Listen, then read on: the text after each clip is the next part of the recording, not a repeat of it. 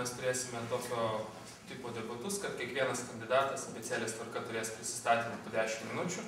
Po tų 10 minučių, kai abu kandidatai prisistatys, bus klausimai iš jūsų, tai yra klausimai iš publikos. Tai pirmiausia, tikrai norėčiau pasakyti, kad mes tikrai galime pagrįstai didžiuotis studentų atstovybę ir nuveiktą jos veiklą per tos 20 metų. Taip? Mes tikrai turime didelį potencialą, bet ir tikrai esame daug ko pasiekę, taip, bet yra tam tikrų neišspręstų problemų.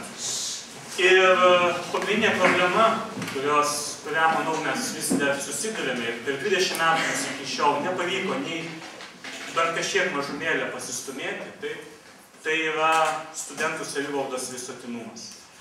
Pirma, įgyvendinti tiesioginius rinkimus, kur tai yra įmanoma. Pirmiausia, fakultetuose pirmininkų, jau keliuose fakultetuose tai yra daroma ir efektas tikrai toks, kad 5–6 yra daugiau studentų pradeda dalyvauti rinkimuose. Antra, suformuoti studentų tarybas, kurios atstovautų visų fakultetų studentams, visų pakopų studentams, ir magistrantus, ir doktorantus, visų kursų, taip pat ir dieninių neakivaizdininkų studentams, tai būtų kursų atstovų tam tikra taryba. Trečias dalykas – demokratizuoti valdymą ir suteikti daugiau galių parlamentui. Parlamentas, mano požiūriu, galėtų priiminėti svarbiausius pozicijas esminiais klausimais, tiek tai universitete, tiek už jo ribų.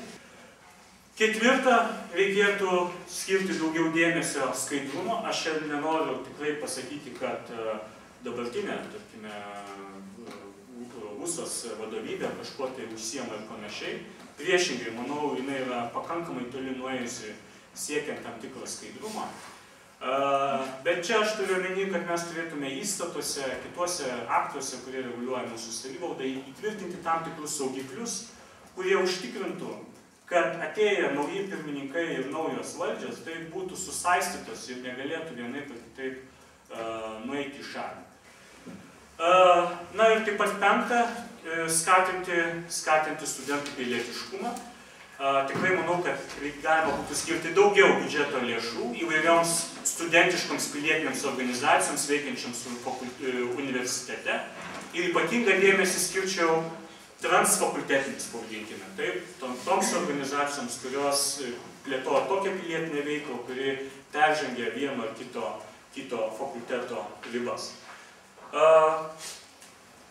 Dar vienas dalykas yra studento pažymėjimas ir jo mokesčio pagrįstumas. Čia yra atskira diskusija, bet manyčiau, mes turėtume tikrai kelti diskusiją, ar bent už pratęsimą mokėti po 15 litrų, tai tikrai yra pagrįsta kaina. Studentų niekas niekada to neklausė, manau, tą tikrai reikėtų pasižiūrėti.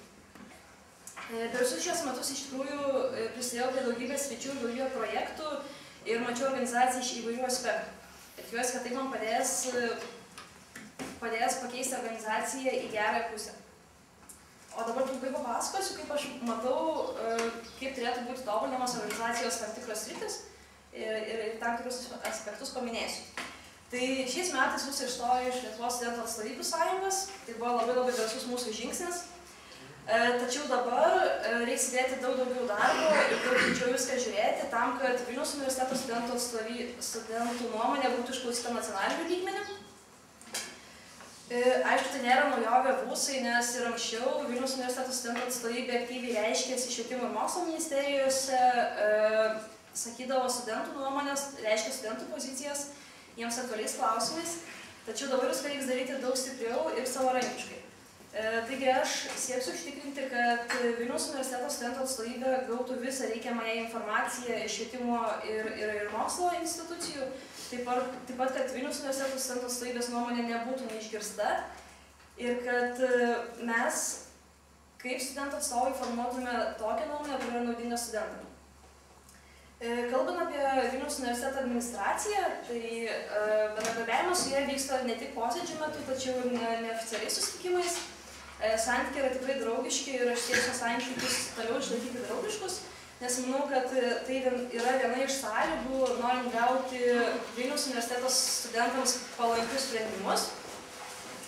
Ir šitoje vietoje dar norėčiau paminėti tai, kad visi atstovai, kurie yra visose Vilniaus universiteto komisijose, komitetuose ir posėdžiuose, yra tikrai kompetentingi, bet ko man trūko per visus tos metus, tai yra jų pasiruošimo ir vieningos pozicijos formavimo einant tenais, nes nekartą sumačius, kaip yra ruošiamas 10 minučių iki posėdžio, tai kokia nuomonė vieninga gali būti suformuota ir kokia yra stipri pozicija. Tai sieksiu, kad tai būtų formuojama anksčiau. Lygiai taip pat, ko man dar trūko, tai yra informacijos grąžinimo atgal studentams ir organizacijai iš tų posėdžių. Tai yra, kas vyko posėdžiuose, kas buvo priimta, kokie sprendimai. Manau, kad tai turėtų būti platinama ir studentam, ir žinoma viduje organizacijos, kad galėtume efektyviai judėti toliau. Kalbant apie pačią organizaciją ir jos vidų, turbūt banalu sakyti, bet reikėtų gerinti organizacijos veiklos kokybę, kad galėtume efektyviai atstovauti studentams. Ką reikėtų daryti? Pirmiausia, manau, kad organizacija turi būti vieninga. Aš labai džiaugiuosi, kad šiemet tarp tam tikrų padalinių buvo pirmininkų, buvo labai stiprus bendravimas, patirties dalinimasis ir jie kartu ėjo į priekį, bet aš norėčiau siekti, kad tas būtų tarp visų 14 padalinių, ne tik pirmininkų, bet ir narių, kad visi kartu, visa organizacija dalintųsi gerosiomis ir blogosiomis patirtimis, bendrautų ir bendradarbiautų. Kaip aš supratau, tai jūs akcentavot bendravimą su kitais universitetais, ar ne? Ir kūrimą tokių organizacijų, kaip kad buvo LSAS-as. Čia supratau klausimus. Jo. Na, mano idėja yra ta,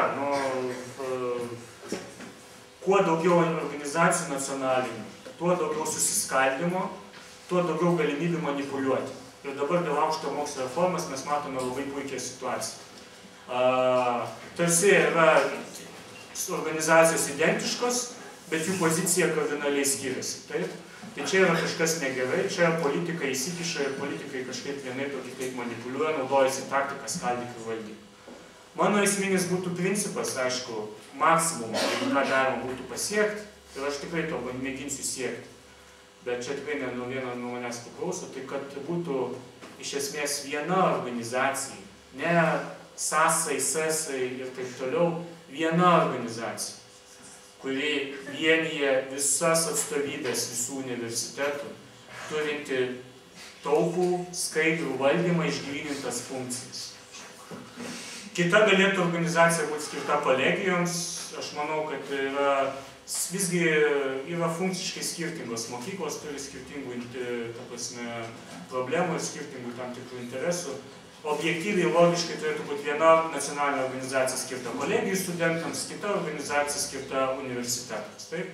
Tai čia yra tokia, pavadinkime, programinis, strateginis tikslas, bet čia, aišku, čia taip, sakant, taip, lengva pasakyti, sunku padaryti. Ir tikrai, bet aš siekčiau ir kalbėčiausi ir aš manau, pasitikėjau, turiu tam tikrą, pavadinkime, jaučiu, kad galėčiau mėginti įtikinti, taip, ir siekti tam tikro bendro kompromiso, tam tikrų gal galimų planų ir panašiai.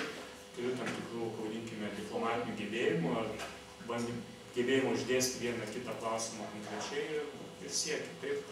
O šiaip tai aišku, dabar esame tokia situacija, kad esame palikti, esame savarankiški, taip, ir turime taikyti savo savarankiškumą.